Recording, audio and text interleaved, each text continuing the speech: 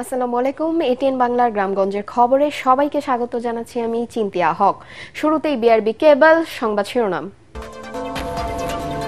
গ্রহণযোগ্য নির্বাচন দিতে না পারলে অনিশ্চয়তায় পড়বে জাতি। এবারে নির্বাচনে কৃত্রিম বুদ্ধিমত্তা বা এআই নতুন চ্যালেঞ্জ। খুলনায় মতবিনিময় সভায় সিএসি। মুক্তিযুদ্ধ ও স্বাধীনতার আকাঙ্ক্ষা নষ্ট করে দিয়ে ৫৪ বছর ধরে মুজিববাদ প্রতিষ্ঠার চক্রান্ত হয়েছিল, অভিযোগ নাহিদ ইসলামের। নিম্নচাপের কারণে দেশের উপকূলীয় ১৫ জেলা ১ থেকে ৩ ফুট উচ্চতার জলোচ্ছ্বাসে প্লাবিত হতে পারে। সমুদ্র বন্দরগুলোকে ৩ নম্বর এবং অবশেষে ক্রিকেট ফিরল বগুড়া শহীদ চান্দু স্টেডিয়ামে। বিসিবির আয়োজনে বয়সভিত্তিক টুর্নামেন্ট শুরু। মাঠ জুড়ে কিশোর খেলোয়াড়দের পদচারণা। শুনছিলেন বিআরবি কেবল সংবাদ শিরোনাম, এবার বিস্তারিত সংবাদ। গ্রহণযোগ্য নির্বাচন দিতে না পারলে জাতি একটি অনিশ্চয়তায় পড়বে বলে সতর্ক করেছেন প্রধান নির্বাচন কমিশনার এএমএম নাসির উদ্দিন। সকালে খুলনায় নির্বাচনী কর্মকর্তাদের সাথে মতবিনিময় সভায় তিনি একথা বলেন। এ সময় সিইসি বলেন, এবারে নির্বাচনে কৃত্রিম বুদ্ধিমত্তা বা এআই নতুন চ্যালেঞ্জ। এটি আধুনিক হুমকি যা অস্ত্রের চেয়েও ভয়াবহ। নির্বাচনকে প্রভাবিত করতে যে কোনো ধরনের প্রযুক্তি নির্ভর হস্তক্ষেপ ঠেকাতে কমিশন সতর্ক রয়েছে বলেও জানান তিনি। নির্বাচনের প্রতি আস্থা হারিয়ে ফেলা জনগণকে ভোট কেন্দ্রে ফিরিয়ে আনা নির্বাচন কমিশনের প্রধান চ্যালেঞ্জ বলেও মনে করেন প্রধান নির্বাচন কমিশনার। সভায় খুলনা অঞ্চলের সকল জেলা ও উপজেলা নির্বাচন কর্মকর্তারা উপস্থিত ছিলেন। আমরা তো কোনো দলীয় সরকারের অধীনে নাই, আমরা একটা নিরপেক্ষ ইন্টারিম গভর্নমেন্টের আন্ডারে ইয়েতে ইলেকশনটা করবো, কারণ আমাদের উপরে কোনো দলীয় দৃষ্টিভঙ্গি আমাদের মধ্যে নাই। আমরা সুতরাং আমরা একদম ফেয়ারলি এটা করব। এখন মানুষ তো আগ্রহ হারিয়ে ফেলেছিল, কারণ জানে যে আমি গেলেও যাই হবে, না গেলেও তাই হবে। সবচেয়ে বড় চ্যালেঞ্জ হচ্ছে এখন মানুষের যে আস্থা ফিরিয়ে আনা নির্বাচন ব্যবস্থা, নির্বাচন কমিশন, নির্বাচন ব্যবস্থার উপরে মানুষের যে আস্থা ফিরিয়ে আনা, এটা একটা বড় চ্যালেঞ্জ আমাদের জন্য। জাতীয় নাগরিক পার্টি এনসিপির আহ্বায়ক নাহিদ ইসলাম বলেছেন, অনেকেই ৭২-এর সংবিধান রক্ষার আন্দোলন করছেন, কিন্তু এতে মুক্তিযুদ্ধ ও স্বাধীনতার আকাঙ্ক্ষা নষ্ট করে দিয়ে সেখানে মুজিববাদ প্রতিষ্ঠার চক্রান্ত হয়েছিল। ৫৪ বছর ধরে সেই চক্রান্তের ভেতর ছিল দেশের মানুষ। তিনি বলেন, ছাত্র জনতার আন্দোলনে সেই ষড়যন্ত্র নস্যাৎ হয়েছে। জুলাই পদযাত্রার অংশ হিসেবে দুপুরে মৌলভীবাজারে পথসভায় নাহিদ ইসলাম এসব কথা বলেন। আমরা শান্তিপ্রিয় ছাত্র জনতা বাধ্য হয়েছিলাম প্রতিরোধ গড়ে তুলতে, বাধ্য হয়েছিলাম লাঠি হাতে তুলে নিতে, আমরা বাধ্য হয়েছিলাম ফ্যাসিস্টদের বিরুদ্ধে সংগ্রাম করতে। ৩রা আগস্ট আমরা স্পষ্ট করেছিলাম, এই লড়াইটা ফ্যাসিস্ট রাষ্ট্র, ফ্যাসিস্ট বাহিনীর বিরুদ্ধে জনগণের লড়াই। সেই লড়াইয়ে জনগণের পক্ষে যারা ছিল তারা বাংলাদেশের স্বাধীনতার জন্য, মুক্তির জন্য লড়াই করেছিল। জনগণের ভোটে বিএনপির রাষ্ট্র ক্ষমতায় গেলে শিশুশ্রম নিরসনে বেশি প্রাধান্য দিবে বলে জানিয়েছেন বিএনপির মহাসচিব মির্জা ফখরুল ইসলাম আলমগীর।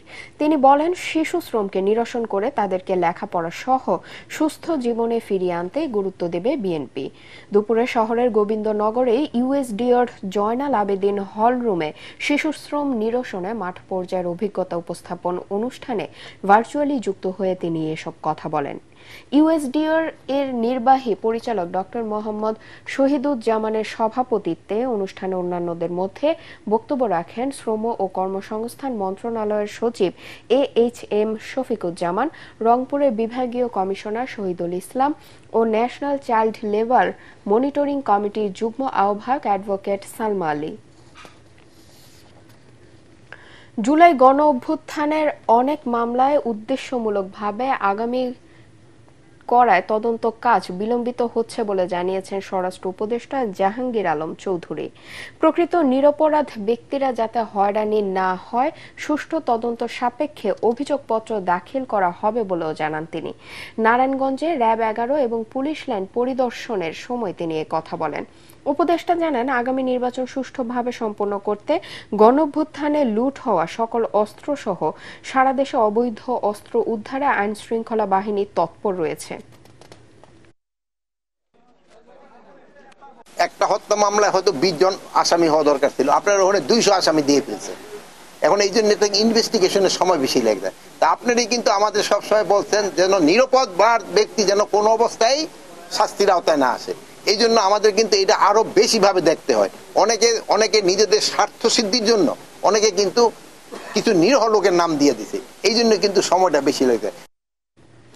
ব্রহ্মপুত্রের উজানে চীনের নতুন বাঁধ নির্মাণের ফলে বাংলাদেশের জন্য বড় ক্ষতির আশঙ্কা না থাকলেও কিছুটা আশঙ্কা থেকে যায় বলে জানিয়েছেন পরিবেশ, বন ও জলবায়ু পরিবর্তন এবং পানি সম্পদ মন্ত্রণালয়ের উপদেষ্টা সৈয়দা রিজওয়ানা হাসান।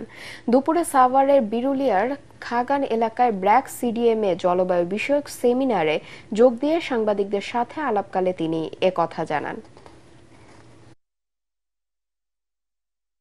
বিদ্যুৎ করবার জন্য যেটুকুন আর যতটুকুন আটকানো দরকার আটকে বাকিটা ছেড়ে দেবে। সুতরাং এইখানে পানির প্রবাহ কমে আসবে না এবং ভাটির দেশগুলোর তেমন কোনো ক্ষতি হবার আশঙ্কা নেই। এটা চীন আমাদেরকে আনুষ্ঠানিকভাবে জানিয়েছে। তারপরেও যে কোনো একটা জলবিদ্যুৎ প্রকল্পে কিন্তু একটু পানি হলেও নিচের দিকে ফ্লোটা কমে যায়। সেক্ষেত্রে বড় আশঙ্কা না থাকলেও আমাদের কিন্তু আশঙ্কা একটু করেও হলেও থেকে যাচ্ছে। খাগড়াছড়ির দীঘিনালা দুর্গম নারাইছড়িতে পাহাড়ের আঞ্চলিক দুই সংগঠনের মধ্যে ব্যাপক গোলাগুলির ঘটনা ঘটেছে। এতে 4 জন নিহত, আরও বেশ কয়েকজন আহত হয়েছে বলে জানা গেছে। তবে বিষয়টি এখনো কেউ নিশ্চিত করেনি। এলাকায় উভয় পক্ষের আধিপত্য বিস্তারকে কেন্দ্র করে শুক্রবার রাতে এই ঘটনা ঘটে।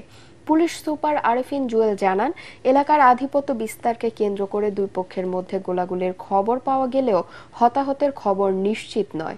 ঘটনাস্থল দুর্গম হওয়ায় সেখানে পৌঁছতে দেরি হবে। এদিকে ইউপিডিএফ এর জেলা সংগঠক অঙ্গ মার্মা বলেন, শুক্রবার রাতে ওই এলাকায় কিছু সমস্যা হলেও হতাহতের খবর সঠিক নয়। স্থানীয় জনপ্রতিনিধিরা এ বিষয়ে কথা বলতে রাজি হননি।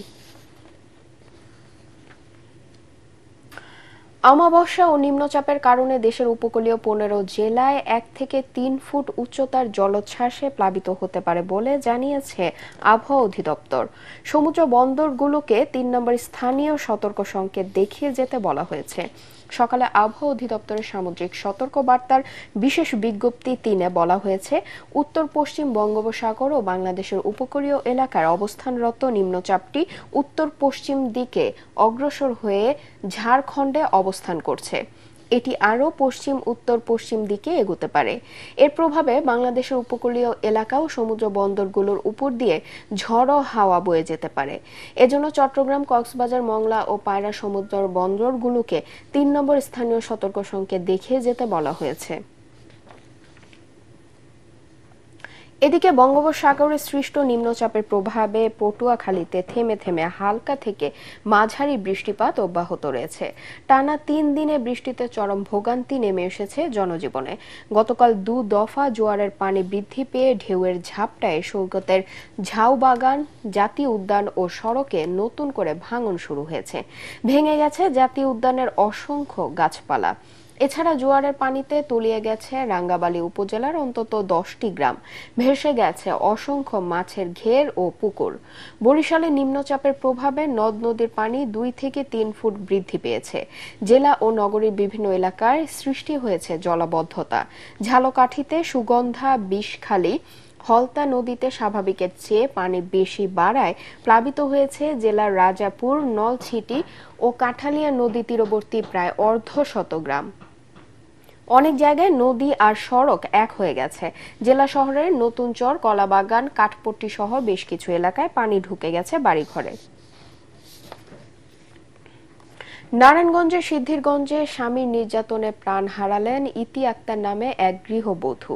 এ ঘটনায় ঘাতক স্বামী বিল্লাল হোসেনকে আটক করেছে পুলিশ। পারিবারিক কলহের জেরে শুক্রবার রাতে সিদ্ধিরগঞ্জ থানার মিচমিজি বাতেনপাড়া ক্যানেলপাড় এলাকায় 4তলা একটি বাড়িতে হত্যাকাণ্ডের এ ঘটনা ঘটে।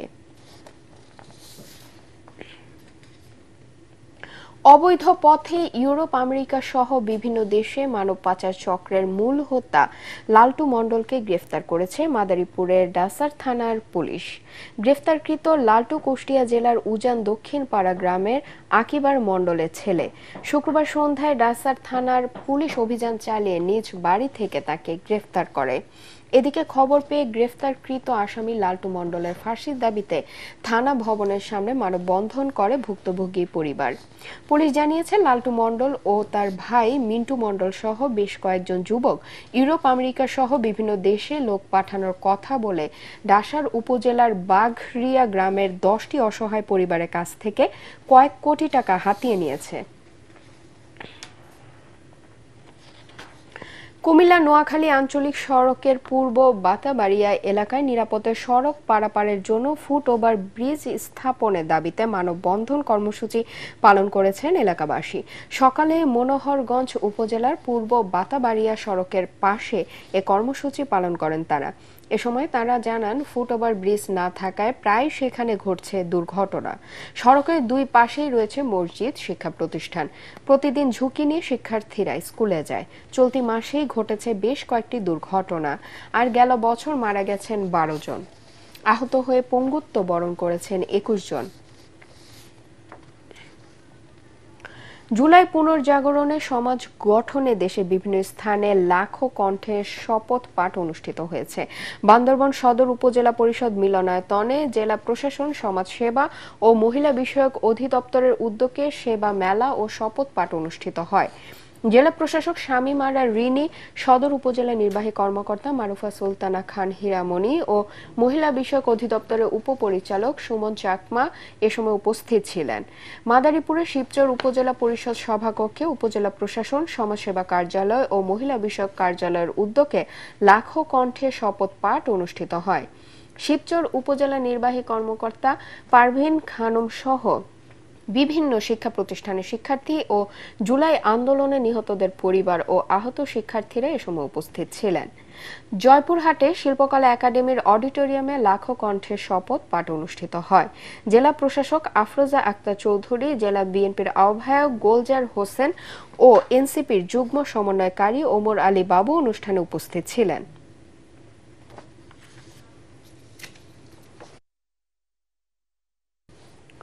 সিরাজগঞ্জ সদর উপজেলার খোকসাবাড়ি ইউনিয়নের ব্রাহ্মণগাতি গ্রামে জমি নিয়ে বিরোধের জের ধরে সফর আলী নামে এক ব্যক্তির বাড়িঘর ভাঙচুর, অগ্নিসংযোগ ও বাগানের গাছ কেটে নেওয়া সহ গবাদি পশু ও নগদ টাকা লুটের অভিযোগ উঠেছে।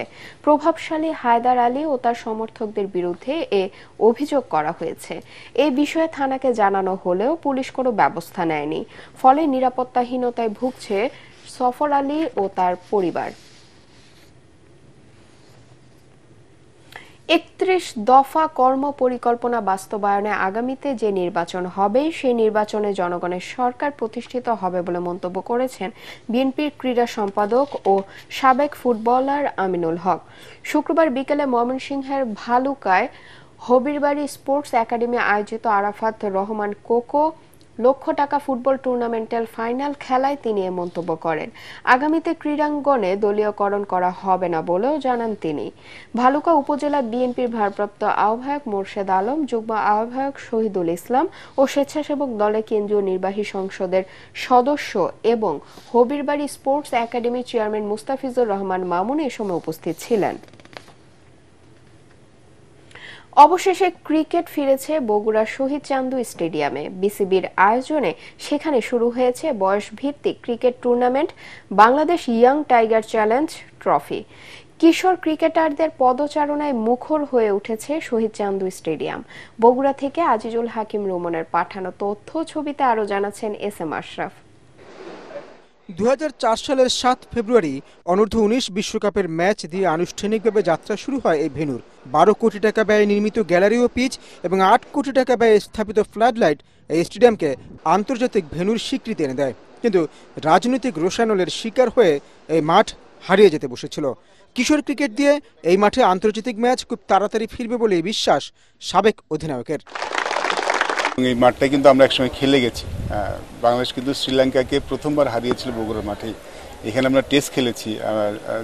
আমরা সবাই এখানে ওয়ানডে ইন্টারন্যাশনাল খেলেছি, তারপর কিন্তু আর খেলা হয়নি। আমরা মনে আন্তর্জাতিক ক্রিকেটটা ফিরে আনাটা সবার আগে দরকার। বাংলাদেশ ইয়ং টাইগার চ্যালেঞ্জ ট্রফির মাধ্যমে দেশের প্রত্যন্ত অঞ্চল থেকে খেলোয়াড় উঠে আসবে বলে মনে করেন জাতীয় দলের সাবেক ক্রিকেটাররা। এই প্রজেক্টটা করা হয়েছে এই কারণে দেখা যায় যে ন্যাশনাল আমাদের যে এজ গ্রুপ ন্যাশনাল লিগটা হয় ওইখানে থেকে ধরেন কিছু প্লেয়ার আপনার 19-20 থাকে, যারা 20 থাকে তারা চান্স পাচ্ছে আন্ডার 18 বা আন্ডার 17 বা 15 ন্যাশনাল ক্যাম্পে, আর যারা 19 তারা বাদ পড়ে যাচ্ছে। তো তাদেরকে আবার মানে একটা সুযোগ করে দেওয়ার জন্য আসলে এই টুর্নামেন্টটা এখন নতুন করে আরম্ভ করছে ক্রিকেট বোর্ড। তাই আমি দৃষ্টি আকর্ষণ করবো যে খুব দ্রুত এই মাঠের ড্রেনেজ সিস্টেম যদি তৈরি করে দেয় আর আরও কিছু গ্যালারি টুকটাক করে দেয়, ড্রেসিং রুম রিকভারি করলে আবার এই মাঠটা আগের মতোই খেলা সম্ভব। স্থানীয় প্রতিনিধিদের বিশ্বাস বগুড়ার শহীদ চান্দু স্টেডিয়াম আবারও আন্তর্জাতিক ম্যাচ আয়োজনের সুযোগ পাবে। বাংলাদেশের গর্ব করার মতো একটা বিষয় আছে, সেটা হলো আন্তর্জাতিক জাতীয় পর্যায়ে, যেটা হলো ক্রিকেটটা। এই ক্রিকেটের মাধ্যমে কিন্তু আমাদের বাংলাদেশের এই পরিস্থিতিটা সারা বিশ্বের দরবারে ছড়িয়ে গেছে। আমাদের বগুড়ার প্লেয়াররা আজকে তোমাদের খেলা দেখে এখানে অত্যন্ত উৎসাহিত এবং এখান থেকে অনেক কিছু শিখতে পারবে। তোমাদের যে নৈপুণ্যতা বোলিং, ব্যাটিং এবং ফিল্ডিং এ সেগুলো তারা সামনে থেকে এখানে উপভোগ করতে পারবে। বগুড়ার মানুষ এই স্টেডিয়ামকে ঘিরে নতুন প্রতিভা, নতুন সম্ভাবনা এবং নতুন ইতিহাস রচনার প্রত্যাশা করছে। Bureau report, ATN Bangla. ফরিদপুরের পশ্চিম আলীপুর প্রজেক্ট মাঠে অনুষ্ঠিত টি10 ক্রিকেট টুর্নামেন্টে কুষ্টিয়ার এএমসি ইঞ্জিনিয়ারিং লিমিটেড চ্যাম্পিয়ন হয়েছে। ফাইনালে তারা 7 উইকেটে রাজবাড়ী সুজন মালিক স্পোর্টিং ক্লাবকে পরাজিত করে। তীব্র প্রতিদ্বন্দ্বিতাপূর্ণ ফাইনাল খেলায় প্রথমে ব্যাট করতে নেমে সুজন মালিক স্পোর্টিং ক্লাব 10 ওভারে 9 উইকেট হারিয়ে 85 রান সংগ্রহ করে। জবাবে 3 উইকেট হারিয়ে এএমসি ইঞ্জিনিয়ারিং লিমিটেড জয়ের বন্দরে পৌঁছে যায়। বিজয়ীদের মধ্যে পুরস্কার বিতরণ করেন জাতীয়তাবাদী মহিলা দলের কেন্দ্রীয় কমিটির যুগ্ম সম্পাদক চৌধুরী নায়েব ইউসুফ। আলীপুর যুব সমাজের উদ্যোগে টুর্নামেন্টে দেশের বিভিন্ন জেলার 16টি দল অংশ নেয়। পরবর্তী সংবাদ দেখার আমন্ত্রণ জানিয়ে এখনকার মতো শেষ করছি। এটিএন বাংলা সংবাদ ইউটিউবে দেখতে ব্রাউজ করুন, youtube/ATN Bangla News। ধন্যবাদ সবাইকে।